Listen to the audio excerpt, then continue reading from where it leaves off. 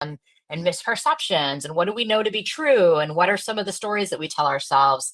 And so the folks who were involved in this work were got really excited and fired up around this idea that one, our work should be data driven, and two, that there are other ways to think about prevention other than using fear as a motivator, and that there's really good science behind all of that. And so we did a lot of early investment in capacity building around science of the positive. And then along the way, actually, at one of the Montana Summer Institutes, I was introduced to Dr. Segi and the Hope work, and really saw all of the synergy there. And so we have also begun to, and for a number of years now, use that in our work as well. And so, we sort of evolved from this place of significant concern around a particular issue, to really thinking about things in a different way in our community, and sort of shifting the focus to thinking about what we can grow instead of what we are trying to reduce. And so you're going to hear me talk a lot about that in our work today. So this is the mission for our coalition, which is to work collaboratively in our community to reinforce healthy community norms, provide equitable access to positive childhood experiences, decrease youth access to alcohol, tobacco, and other drugs, and create sustainable policy changes that will support healthy youth choices. And this mission, I can tell you, has definitely evolved along the way. It didn't start this way.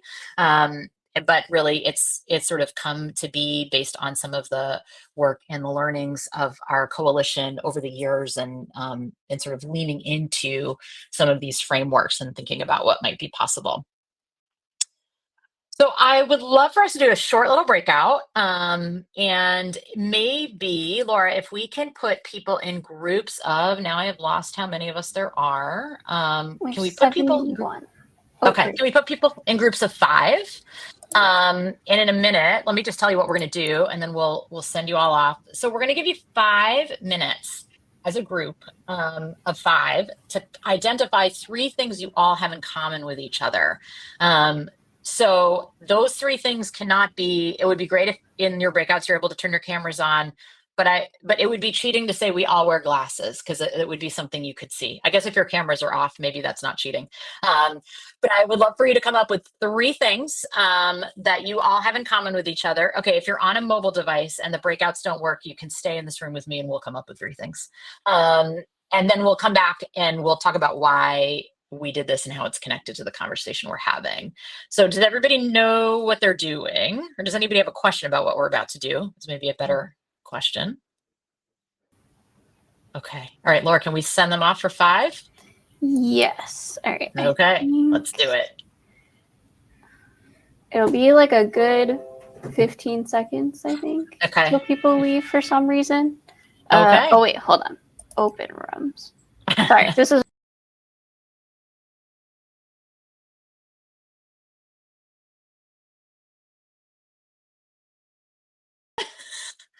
I realize that I also get whisked away to a room, which is fine. So let's talk about that for a minute. If people want to share in the chat, anybody come up with anything interesting that you all had in common that maybe was a surprise? In our group, we talked about pets. We talked about love of the outdoors. Oh, you all lost a very loved pet. What's it about? Starbucks and reading. Okay. Yep. We're all hope trainers. Okay. Summer. Fantastic. Great. This is good, right?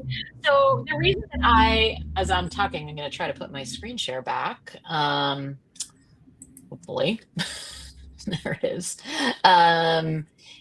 is because, let's hide that little thingy.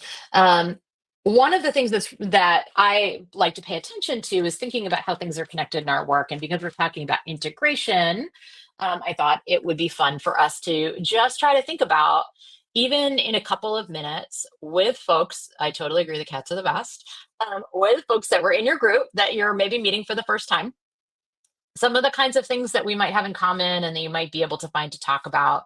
And For me, one of the things that I believe fundamentally is that prevention is really about relationships. We can't, it's really hard for us to do what we do without really having relationships with folks. And so being able to think about what kinds of things we might have in common, whether it's through our work life or through other things that we love, like cats, to be able to begin to build those relationships with people is really, really important. So I just thought that would be a fun way for us to get to know each other for a minute there, and think about the power of connection, which we're going to continue to sort of explore.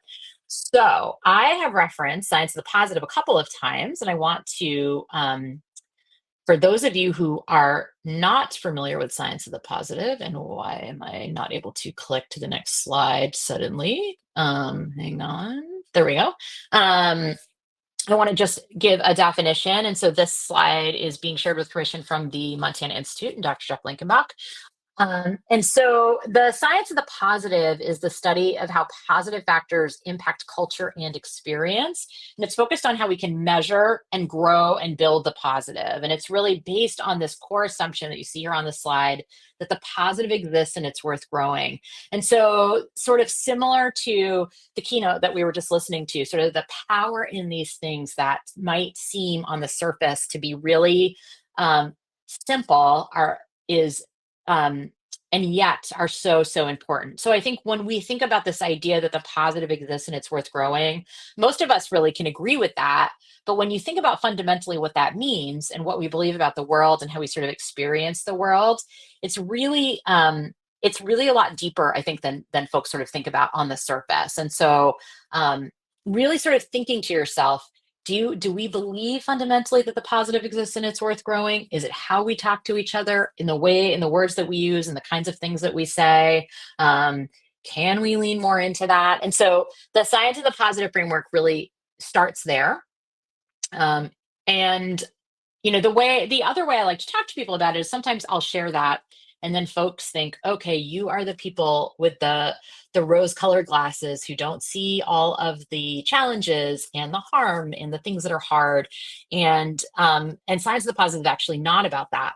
It's about letting more of the positive in without ignoring the truth and the difficult things that we have to deal with. And it's really about sort of holding two truths at the same time. So I like to think about rose tinted glasses, and this is an analogy that I'm borrowing from Sean Aker, who wrote The Happiness Advantage, which I strongly encourage people to check out. And it's this idea that, we can think about sort of how do we filter in more of the happiness and maybe filter out some of the things that are unimportant, annoyances, stuff that like sometimes we like let get to us for no reason, while still being able to see the stuff that we need to see. The real concerns, the hardships, the times when people really need help, all of that stuff. We're not going to not see that, no matter how positive we are. So, and we're not suggesting that we shouldn't see it, but we want to be able to think about how we can hold two things to be true at the same time. So, in our work, we talk a lot about balancing hope and concern, right? So we're not letting go of the concern, but we're also saying, like, let's make sure we're seeing the hope and we're paying attention to it, and we're thinking about what we can grow. And so a lot of us are really primed to see deficit. We explore that a lot, actually, when we talk about hope as well, and and we can teach our brains to be better at seeing more of the positive. And so I'm going to ask you to do another quick activity with me for a second. And that is to give us a second to practice seeing the positive. And so I'm going to ask folks to think to yourself for a minute about three positive things that you experienced, noticed, saw in the last 24 hours. And I'm going to ask if you would share some of those things in the chat with each other. So think about three positive things. So I shared earlier, like I was out on this walk and I saw the cool chalking thing. Like that was really positive. My cat was extra cuddly this morning in bed, which is, sort of at her discretion. And I spent last night with my niece and nephew teaching a 2-year-old and a 4-year-old how to play rugby in the yard. So, lots of other positive stuff happened too, but just, three positive things, big or small. And I would love if people would be willing to share some of those in the chat.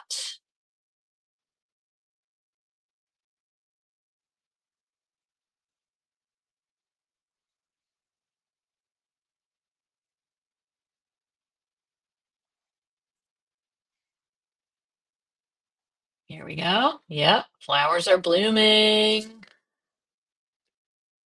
Well, oop, I'm gonna try to move my slides over so I can see what you all the cool stuff you guys are putting in the chat here, which I now have lost.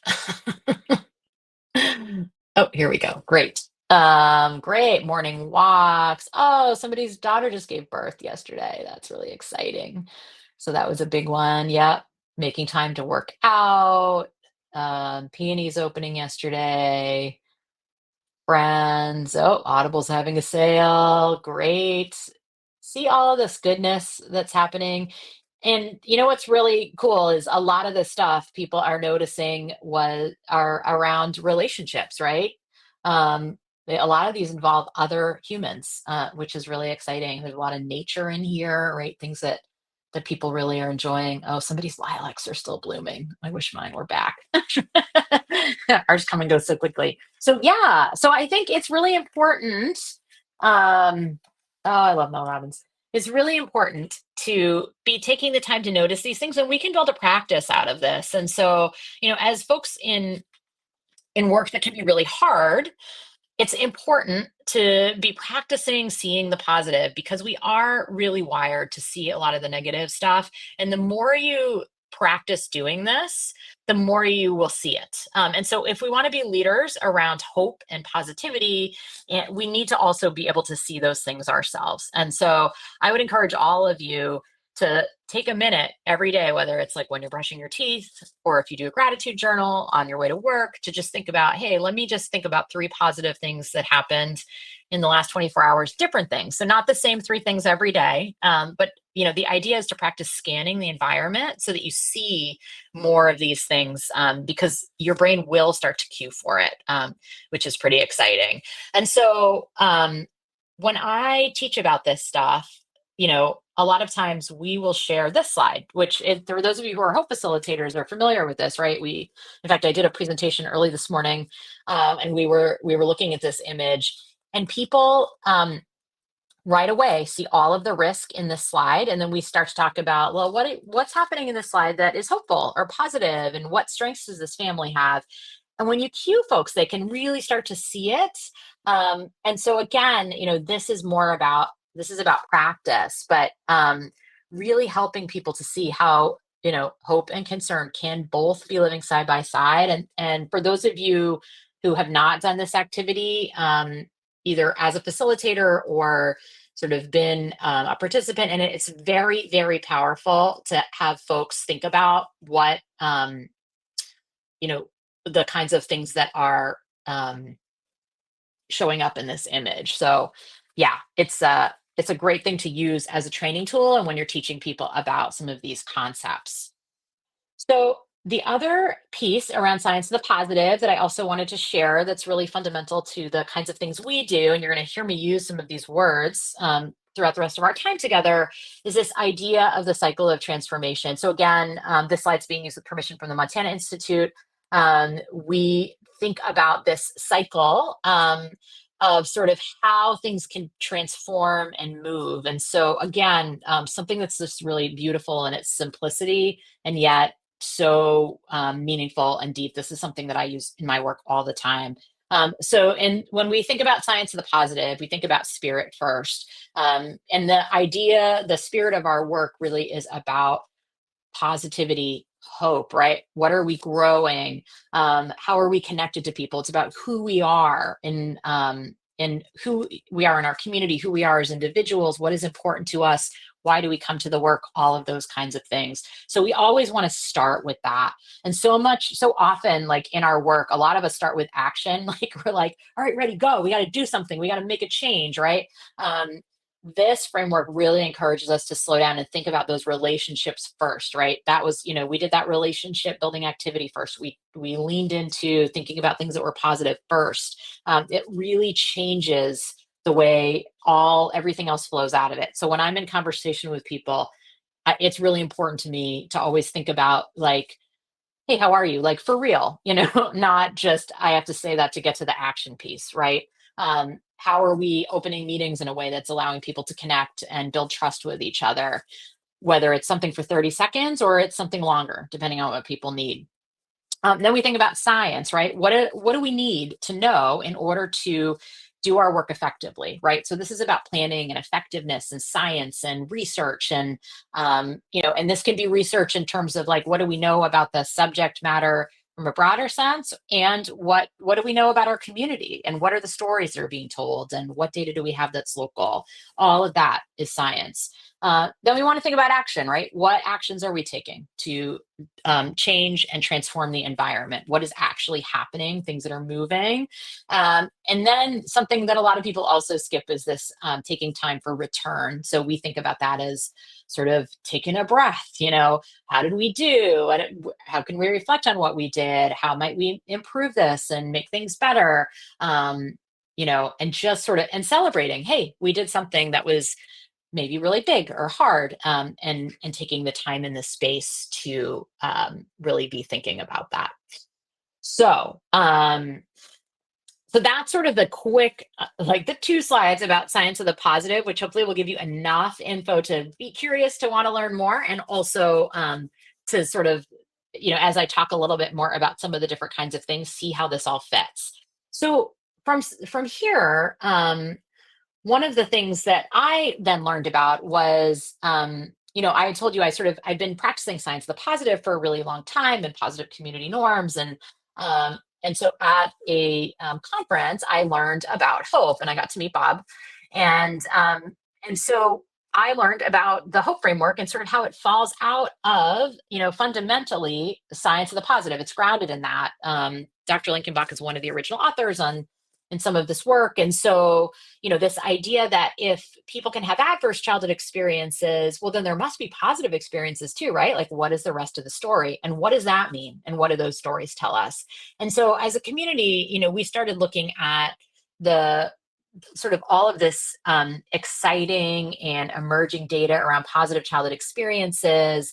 And in the last few years, we were fortunate enough to actually receive a grant. The state of Massachusetts has these um, uh, prevention and early childhood grants. They call them PEC grants. To start thinking about what does prevention really look like really early on, which is really exciting. And so, we've been able to really think about how all this work gets integrated and how we can really use hope in a way that makes sense for folks. And so we've started to do more with that. And suddenly I can move my slide from here. Weird. Okay. Um, that's fantastic. It means I can get rid of this, I think. Maybe. All right. No, I spoke too soon. I'm not going to do that. All right. So you all know about the 4 building blocks of hope, right?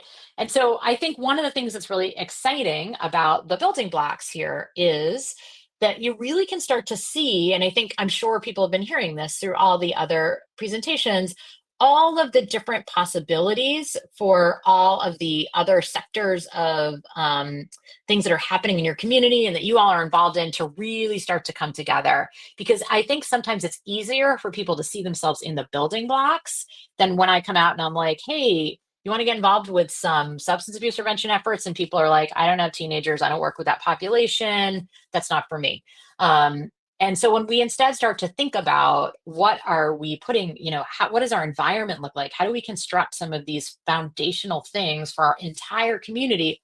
All of a sudden, all of these other folks start thinking about, wait a minute, like I'm involved with healthy and safe and equitable environments. Like I want to be at the table, I do a lot of work on relationships. I'm involved in emotional growth, right?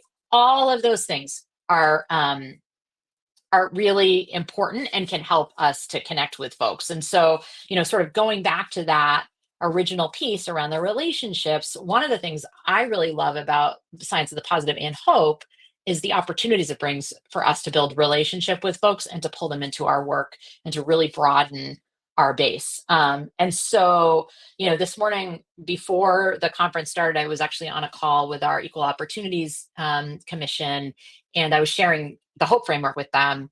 And they were so excited. And, we were starting to think about like, well, what are the possibilities and how our work really overlaps? And, it was exciting for me because I can sort of see it from my standpoint, but really having this other group start to come together and go, yeah, what are some action steps we really could take in our community that would support this, and what would that look like. So that was really, really exciting. So um, let me take a minute to breathe here and ask if anybody has any questions or thoughts or ideas so far.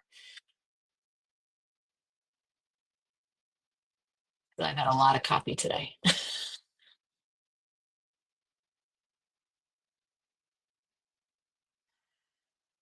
All right, I'm going to keep going. Q&A. Oh, go ahead. Yes, I, Michelle, go I, ahead. well, I believe there's a question in the Q&A for you.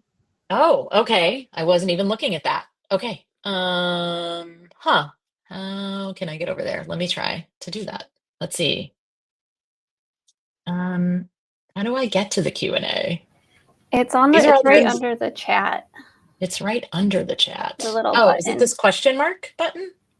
It's like a little. Nope. I can also read it out if that's You know what? That would easier. be great. Okay. Thank you. Oh, and we just got another one too. But the first one is, I understand the concept of practicing the positive daily. I see the positive. I know the positive is there.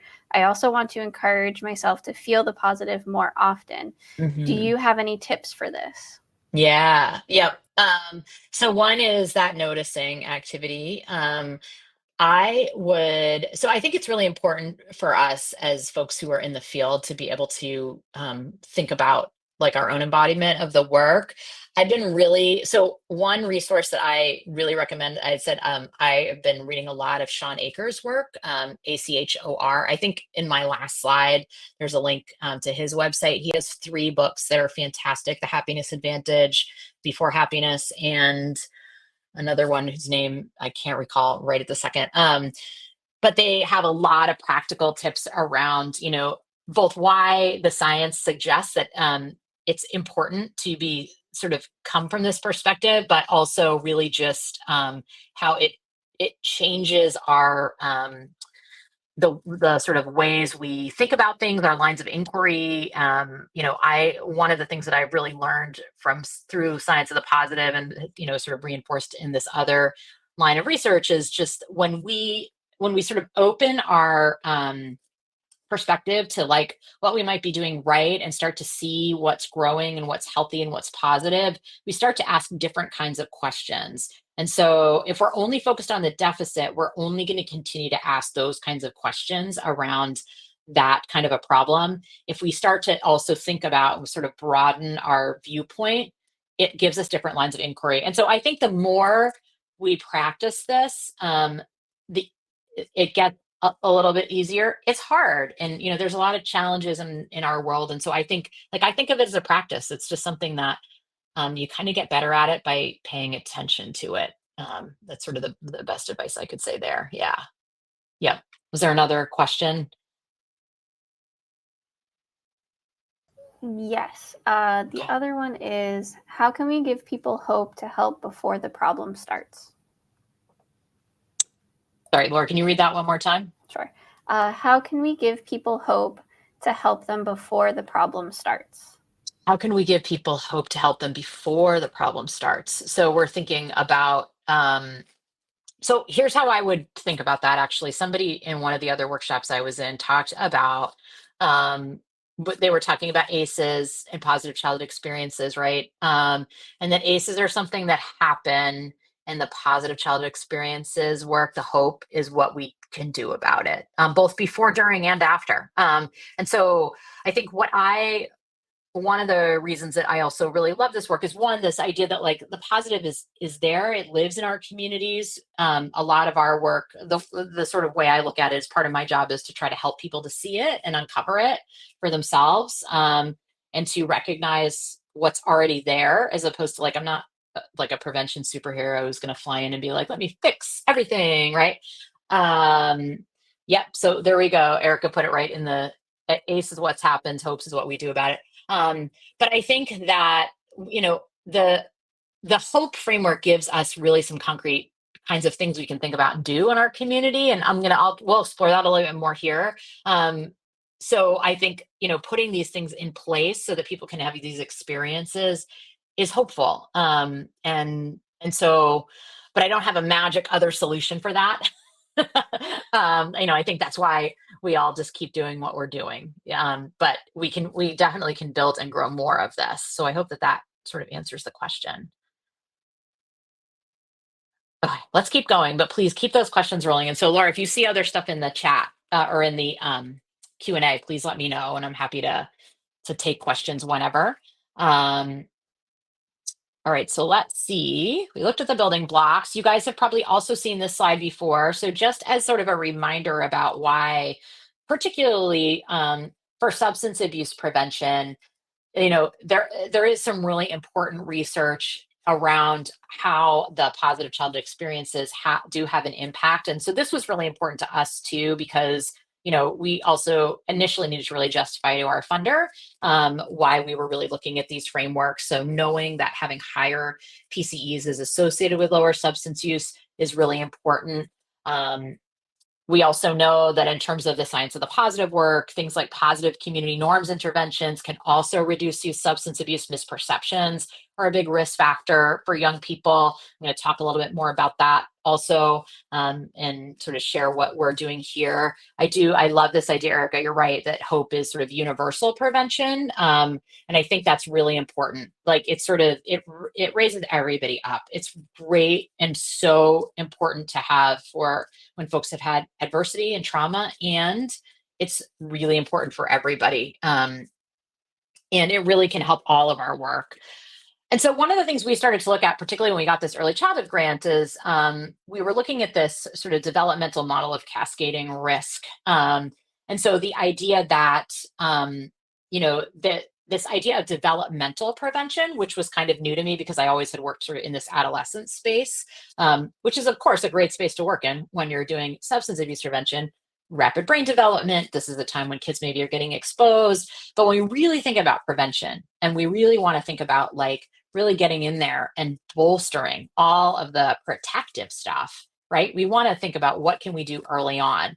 And so I really like this model, except that it's a model of cascading risk. And I would rather think about this as like, how can we amplify and cascade health and hope, right? And sort of some of these protective factors. And so I think we can still, there's a lot of important research here and things to take around some of the pieces that, sort of can become amplified for kids, that, some of the things that they might come to us with, like, and that we might not have there isn't necessarily a lot we can do. People are born with their temperament. People might be coming from backgrounds where they have experienced adversity. They're in socioeconomic situations that are challenging. They maybe there was some prenatal stuff that was going on, right? But there are opportunities for us then to kind of start getting in front of that and bolstering some of these other pieces, supporting people around mental health issues, teaching and providing opportunities to build self-regulation skills, right? To help parents reimagine and think about and build their skills around parenting so that there is more positive relationship, right? All of those things, we can amplify that. And so we can build this sort of reverse model of cascading and amplifying hope, and think about things in that direction as well, which gives us sort of some places to start to think about concretely what we might be able to do. There's also this model, which is referred to as the Swiss cheese model. Both of these things come out of the Rethinking Substance Use Prevention resource from the Partnership to End Addiction, who are now calling themselves a Partnership for Drug-Free. I have it on the last slide. You'll be able to link to it. And so this idea of we can sort of create these layers of like almost like Swiss cheese on top of each other to build more protective factors. So it's harder for the risks to get through, right? And so the ACEs and some of these other things, might be able to get through one or two of those layers, but we're just constantly putting in things, in between so that some of these risks don't make it through all the way to the end or are reduced, right? By the time our kids are hitting adolescence or maybe being exposed to things that are risky. So let's talk about sort of how we can start to pull all these threads together and what that might really look like. And this is where I'm going to I'm going to share some things, and I'm going to encourage you all to do a little bit of work so we can all sort of share with each other and think about how this stuff goes together. So this is the kind of stuff that I love to think about, is like we have all these incredible frameworks that are really helpful and speak to people in different ways that play really well together. We can really integrate and amplify. And then what does it start to look like, and how do we use them on the ground in ways that are concrete for people? And so I think about three things here. As I was sort of putting this together, I was like, okay, the stuff sort of for me falls into three buckets. One is planning, one is around programs, and one is around sort of systems level change. And so actually, it kind of aligns with that spirit, science, action, return, right? So the planning stuff I think about are sort of the spirit and science pieces. The programs are our actions, right, or our approaches. And then systems level is really about sort of thinking about the whole big picture and kind of the return and what is happening um, out there. And so let's start with planning. So I'm going to share a little bit about the way we think about it in our work and give you a couple of examples. And then I'm going to ask you all to talk to each other about it for a couple of minutes so that we can come back and share some of those examples as well. And so um, when we think about planning in our work, as I'd said, we were exposed to science of the positive pretty early on. We've been thinking about hope for quite some time. And so I think about a couple of pieces here when I think about sort of planning globally. So first, I think about relationships, and we were talking about this earlier, and I think it's really important to that your relationships when you're doing any kind of work in health and human services are the most important asset that you have. And I think this was sort of coming out of the keynote as well. The idea that um, bringing ourselves to our work, thinking about why we do what we do, why is it important to us, why is it important to the people that we serve, why is it important to the people that we work with, right? What are their reasons for being involved? We don't all have the same reasons for being involved in the kinds of work that we do, and that's okay, actually. I mean, it's great because it gives us different perspective, but really thinking about why are people here, and why is this important, and what brings meaning to them. And then I think a lot about capacity building. And so what skills and information, what do people need, and how do we train them? And so science of the positive and then also hope really can be for some people a really different way of thinking about the world, of thinking about their work. We're so used to in prevention, either scaring the health into people, like we did that for a really long time. We still sometimes do that, or thinking about coming at things from sort of a moralistic perspective, or just sort of this really negative frame. What are we trying to reduce as opposed to trying to grow health? And so it can take some time for people to sort of wrap their heads around some of these concepts. And so really thinking about how do we do that in all sorts of different ways. One of the things we instituted is we do this thing called Stoughton Conversations, where we really model and practice using the science of the positive framework. It was something our community asked us for because we had done a lot of training previously, and they were like, this is great, and we don't want it to sit on a shelf. And so, like, what does it mean to practice this in all of the different areas of our work? And how are we already doing this? And what does this look like? So, how are we naming the things that people are doing where they're already doing this? They're already using the building blocks. When I train with teachers and I teach them about hope specifically, we talk a lot about, like, let's talk about what's already happening here. That you guys are doing this work. I'm helping you have a name for it and reminding you all that what you're doing is science, and that there's value, and that you are making a difference, even if you don't see it every day. Like, that this stuff is really mattering in the lives of our kids. And so, some of those things, really helping people to sort of see themselves as part of that, is really important. We also, I think about how these frameworks play in terms of how we do meetings and sort of structure our work. So, we always think about our meetings. I think you heard me sort of allude to this earlier. I think about spirit first in my meetings. So how are we coming into the space? How do people feel welcomed? How are they getting to know and trust each other? Then science, what information do we need? Then some action items. Otherwise, we shouldn't really be in the room if we're not going to do any action together. And then, some time for reflection and return, and both on the meeting itself and maybe on some of the work that we've been doing. So, it's a great way in that sort of that microcosm. I think about it in conversations that I have with people. We think about it in the way we set up our trainings. Really trying to sort of work these frameworks and highlight and talk about and sort of bring it in as we're looking at some of those pieces. So what I would love to do is to take another 5 minutes in breakout rooms and have people discuss with each other either ways that you might already be using, maybe you didn't know it until now, science of the positive and sort of recognizing and amplifying the positive, or the hope framework in the way you do planning, the way you sort of do capacity building, the way you develop relationships in your work, and just explore that with the folks in your breakout room for a few minutes, and then we'll come back and sort of share out with the larger group. So can we do 5 minutes, Laura, and breakouts? Yeah. Do we want to do 5 people per breakout room again? That would be fantastic. Yep. All right. I'll set it up now. Okay. Thank you. All right. And opening them now.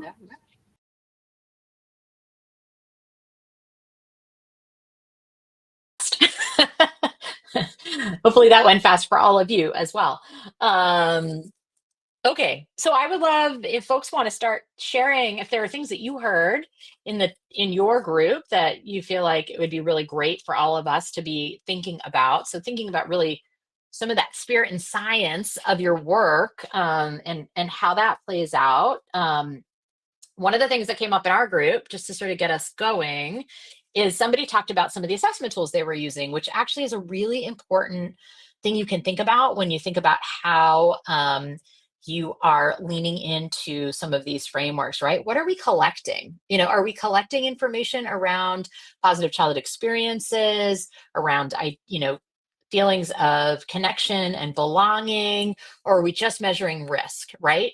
And so there are a lot of opportunities for tools that either exist or where we can expand and think about the kinds of things we collect to enable us to be able to measure some of those kinds of things. And so I think that's really important. The things that we measure are the things that we really pay attention to, and we can sort of see some of those shifts. And I know in our community, people have really started to see the value in things like measuring different ways that our kids are connected, right? In the schools, do they have a caring adult to talk to? Do they feel valued? Do they feel like they're a part of the school community? And as a community, we're starting to talk about how we might be able to ask those things of all of our community members. How might we start to do that?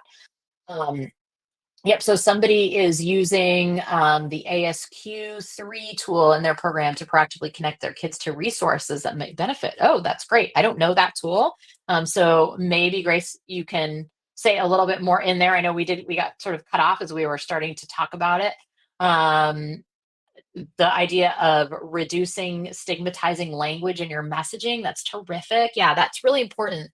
The words we use are so important. And so, I think the other thing that we do a lot in our work that is, sort of a fundamental piece around science of the positive also is this idea of thinking about what we truly know about behaviors, and sort of what the truths are around positive norms that people are doing, as opposed to what we often talk about. So an example of this in substance abuse prevention is this idea that everybody in high school drinks. If you ask any kid in the high school, hey, what do you think is sort of typical around here? You think the average kiddo in this building drinks? They're going to say yes. And that sort of gets borne out over and over and over again.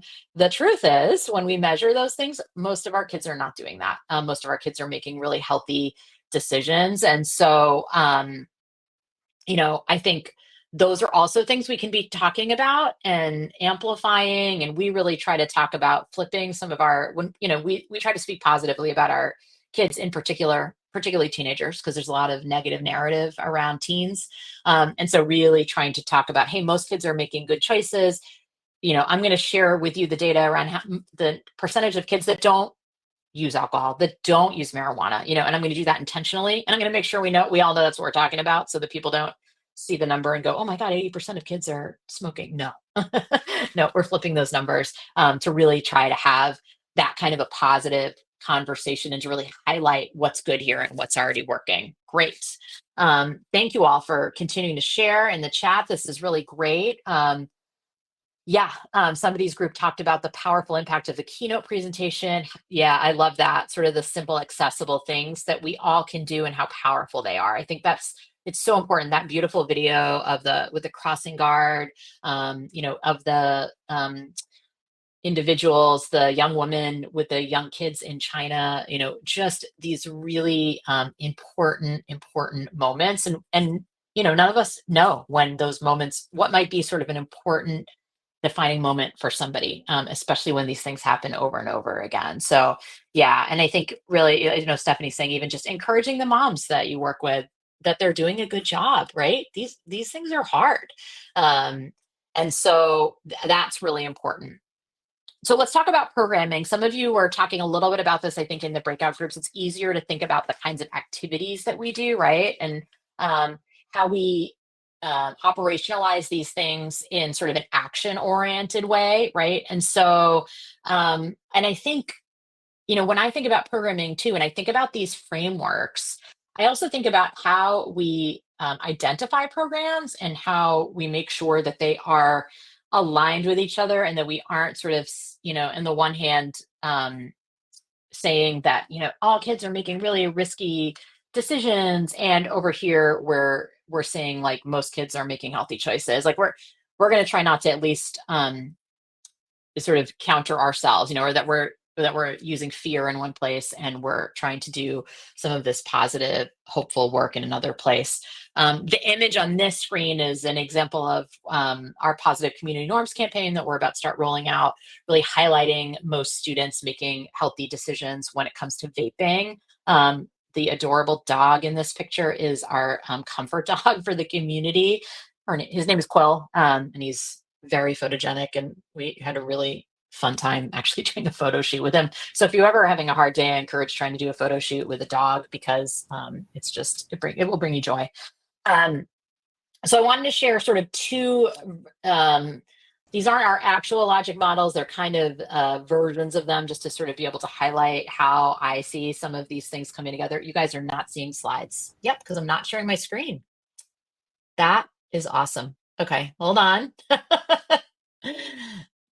Wait a minute. Here it is. Better? Thank you. You know what? I'll go back because I want to show you Quill because he's so cute. Here he is. That's Quill. Otherwise you didn't miss anything. Okay. So two logic models. No wonder I was like, why am I looking at this little side screen? Okay. So we have our logic model for our early childhood work and a logic model for our adolescent work, and you're going to see that they really overlap. We have sort of a larger model that talks about just sort of here are all the sort of areas of risk and protection that we're working on and what are we kind of growing in order to have a healthier community. But when it comes to the early childhood work, we are doing some work around parenting skills to think about self-regulation for both the adults and the kiddos. We are doing, we're really thinking about how do we increase meaningful positive interactions between parents and kids. We're trying to increase awareness of local resources. We feel like we have a lot of local resources. People don't always know about them, or there are language barriers, or there are transportation issues, or sort of really thinking about some of those pieces in an effort to, you'll sort of see in that middle column, reduce parental stress and anxiety, increase self-regulation, increase quality of attachment, family connectedness, ultimately, trying to increase a sense of belonging and resilience. And so some of the ways that we do that, sort of what this looks like on the ground in our community is we do parenting programs. So we run the whole complement of, we've been really doing a lot of work with the Triple P, Positive Parenting Practices program in all of its shapes and forms, which has been really exciting, aligns beautifully with all of this stuff. We have a grandparents raising grandchildren support group that actually Christine, who's in this, she was in my breakout group, who's on here, helps to facilitate, and that's been really, really important in our community. We have a lot of grandparents who are raising their grandchildren, often related to stuff related to substance use in the family. We have a program called Table Talks, where we're trying to sort of teach people about hope and give them examples of positive activities they can do. Some of just like what Dr. Lee was talking about, these important, small, but really big moments that you can have with a child in your life. We have all these sort of fun question cards that we give out to encourage people having conversations with each other. And then also sharing resources through a newsletter that we produce with that. We bring that to all of our, anytime we do outreach and stuff, it's a really great way to interact with parents, very positive. Our school department is doing something called Care Solace. So it's a program that does a lot of case management kind of stuff. Like if people are looking for resources and they have a kid in the Stoughton Public Schools, it's parents and kids can sort of access this portal that will help connect people to services, multilingual. They figure out what kind of insurance you have or don't have, if you want a female provider, if you want to be virtual or not, and helps connect people. So it takes some of the hard work of making all those phone calls out. And so that's something we also really have been trying to share with folks as well. So lots of stuff for early childhood. It's allowed us to really expand our partnerships and a lot more people to be able to see themselves in prevention. We're doing a ton of work with our library, which is amazing. Our children's librarians loving this stuff. So, think about sort of the opportunities for expansion there. And then for our teens, some of the stuff that maybe looks like more traditional prevention that people are familiar with, we're really leaning into positive community norms and really trying to correct those perceptions so that they're more accurate in an effort to, as the research tells us, will reduce actual use rates among kiddos. And so, we're doing some work directly in our high school with kids so that to really amplify that message. But we're also doing a lot of work in this domain with parents as well, really, really leaning into sort of that caring adult piece. So we're also using Triple P for our parents of teens and doing workshops for parents of teens. We find middle school is a sweet spot. A lot of parents in that age bracket are like, things are rapidly changing suddenly in my house, and I would love to get some tips on how to make things be a little smoother every day. So really trying to foster some of those connections. We are podcasting. So I should have put it in the resources. Shout out if people are interested. We do have a podcast called Where's My Handbook? And you can find it. The best way to find it is actually on our website, which is stoughtonoasis.org. Actually, maybe Christine can throw that in the chat if she wouldn't mind. We host these Stoughton Conversations, which I mentioned earlier, really trying to do capacity building and bring people together. So really just trying to think about, how do all of these frameworks show up in all of the things we do, and as we think about other strategies, like we just started implementing something called Protect Your Game with our athletes. And the reason that we're really looking at that is because it's about sort of positive norms and the healthy choices that kids make, and giving kids information about how substances might impact their sport in a way that's not judgmental, but that's sort of just science, but put in the context of like, most of you are making really healthy choices, and we want to reinforce that and give you information you can use. So I want to give us another opportunity to talk to each other about some of the ways you all are doing this work. So somebody had a question. Now I can't see the chat really well because I've got this thing in the way. Triple P positive parenting program. Yes, thank you. Yep. I also encourage people to look into that. It's fantastic. And thank you, Christine, for dropping the thing about with our podcast links in there. Laura, can we do another 5-minute breakout and have folks talk to each other for 5 minutes about how they might be thinking about these frameworks from programmatic space, either by thinking about what you already do or how you might think differently about selecting or sort of placing your strategies? Yeah, absolutely. Here, let me set it up. and send you guys out. Okay, thank you.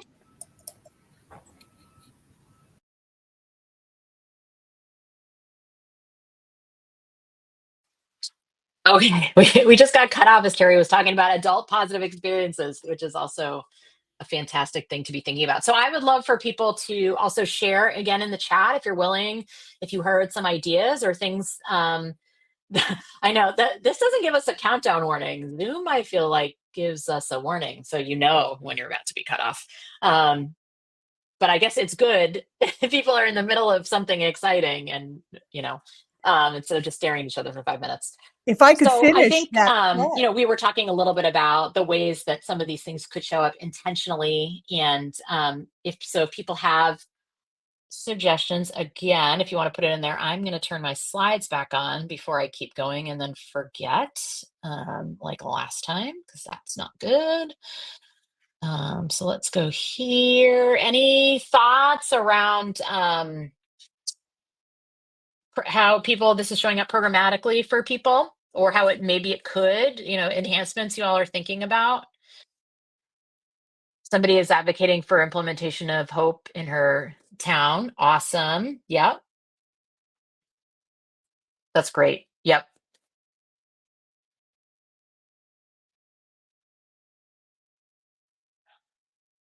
As you guys are thinking, that's actually a really good lead in to the last piece, which is around thinking about some of this work kind of at the systems level.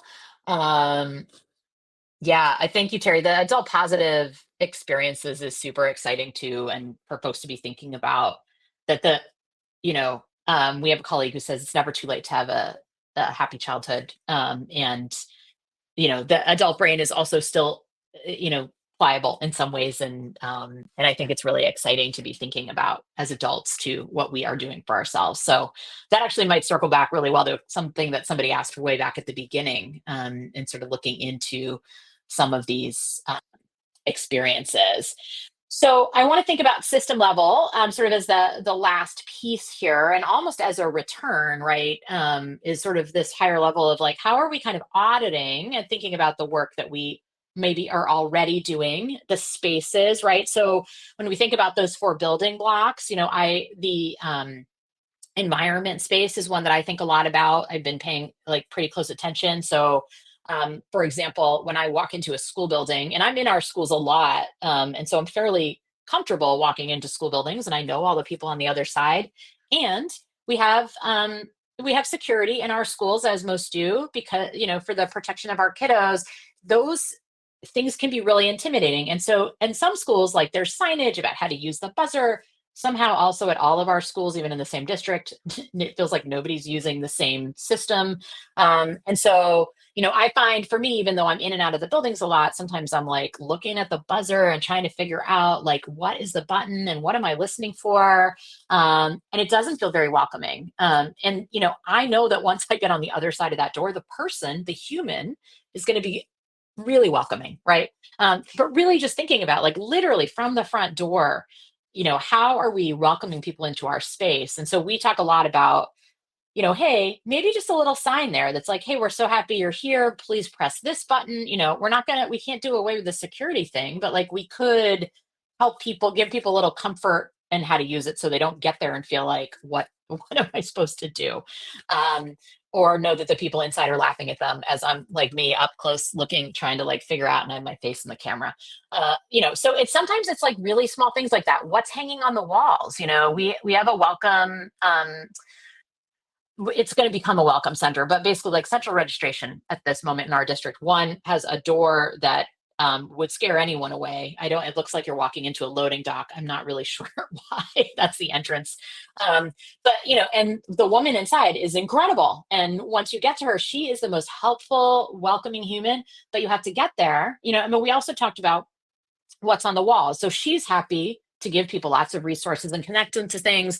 And so we've talked a little bit about like, and sometimes people don't want to ask for that, or like they're not sure. And so how do we set up the environment to help people know like it is normal and okay for people to ask for those kinds of things? And we're going to make it easy for you to see them and sort of encourage you, like if there's something you don't see, we might have that, but we don't need to make you work for it or feel embarrassed about it. We're going to put it all out there. Like, this is, the kinds of things that we do.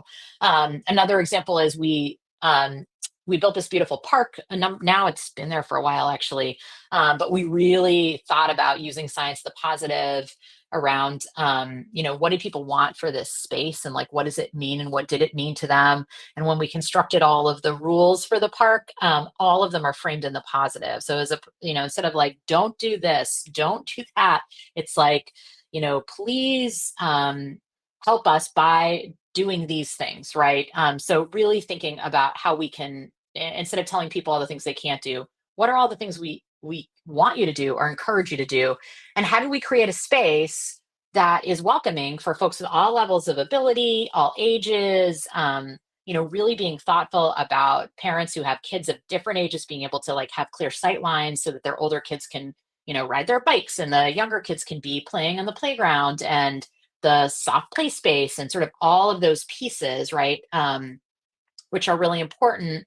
And now, actually, because of a conversation I had recently with somebody else around hope, we are starting to talk about, how does this show up in all of the kinds of community projects we do? So when we think about those building blocks, right, and we think about creating spaces where people can be in relationship with each other, or kids can be exploring, ways to give back to their community, or feeling connected, or like looking around and saying, I belong here, right?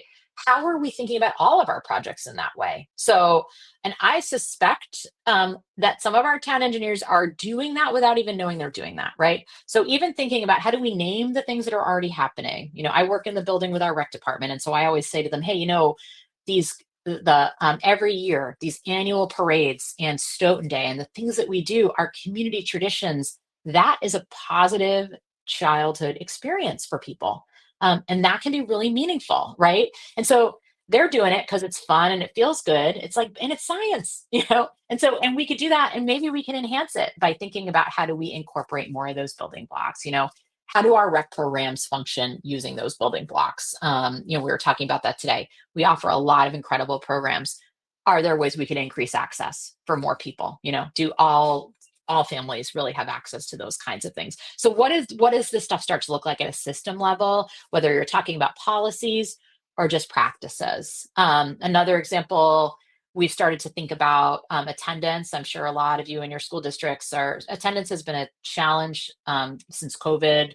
And so how do we think about attendance differently, right? As opposed to in a punitive way, but like, hey, we want you here. Can we do some norming around, school being a welcoming place, and we want you in the building? And how do we welcome kids? Like, if a kid's struggling to get to school, but they're getting there, even if it's late every day, how do we celebrate that? They're there, like they're in the building, right? And how do we grow from that? How do we look at that as sort of a strength, as opposed to like, well, they're always late, so that's that's a deficit.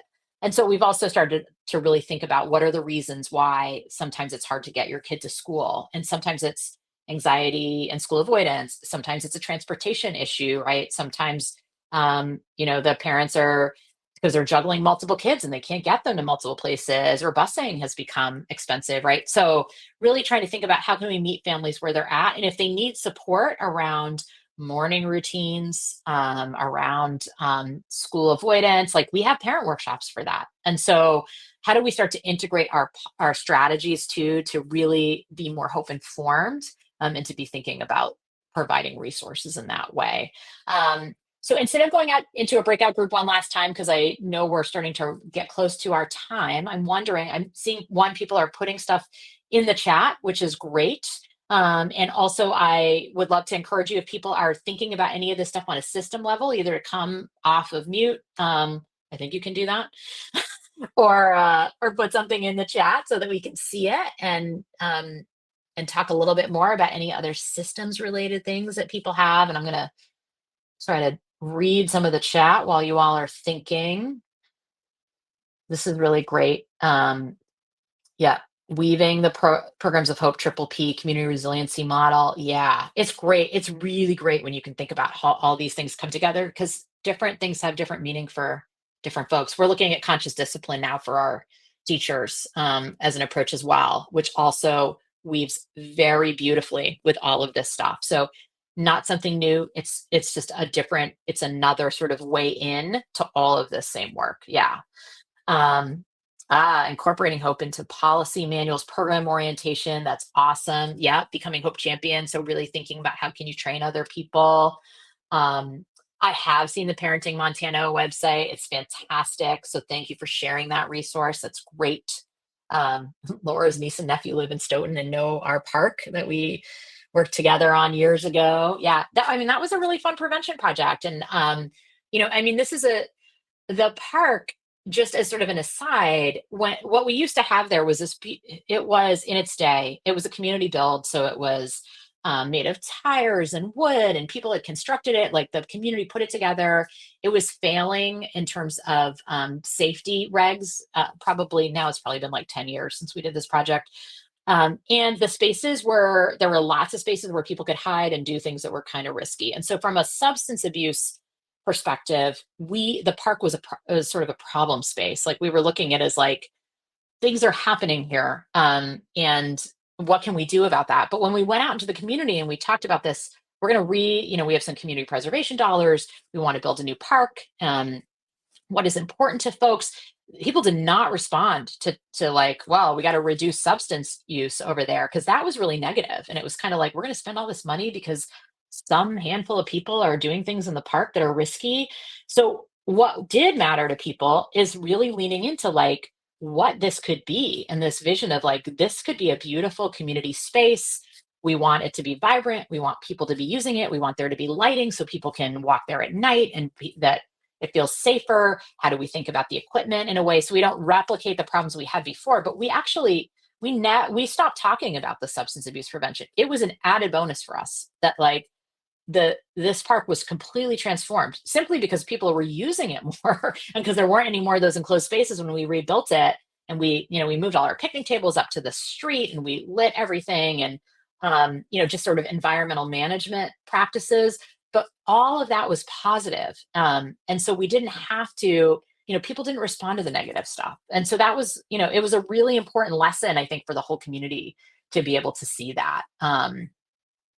So great. People are sharing all sorts of awesome links and things in the chat. Fantastic. I see we are getting close to time, so I want to kind of bring us home here. So, I think really for me, these frameworks, I hope that you sort of got to hear some of my passion around science of the positive and hope. And it really, as a person who, works for municipal government, which isn't always easy all the time, and things, we get to deal with lots of red tape and other fun stuff.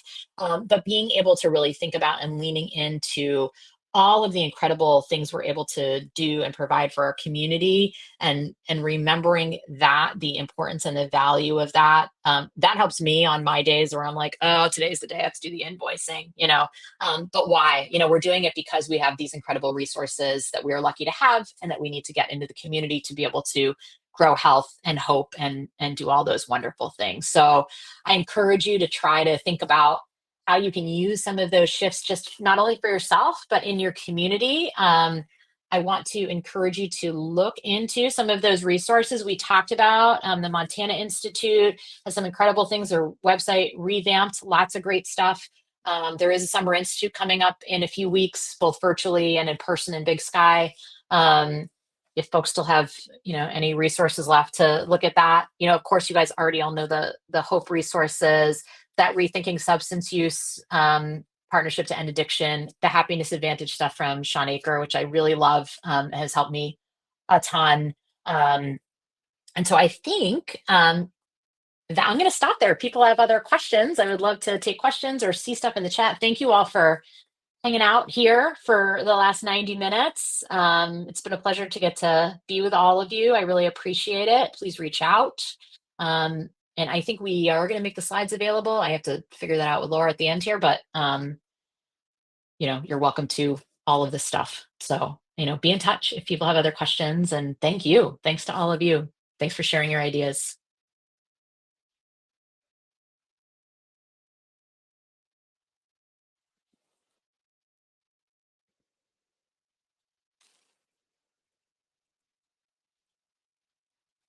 So many Stephanies in this conversation today.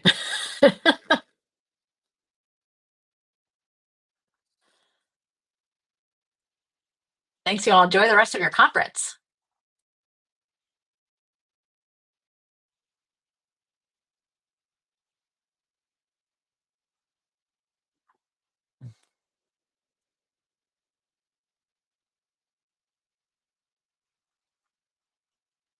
Lord, can I send you that PowerPoint? I'm not paused. I know people can come back to the recording, which, full honesty, I didn't hit right at the beginning. I got about 20 minutes in, so it will start a little bit later. Okay.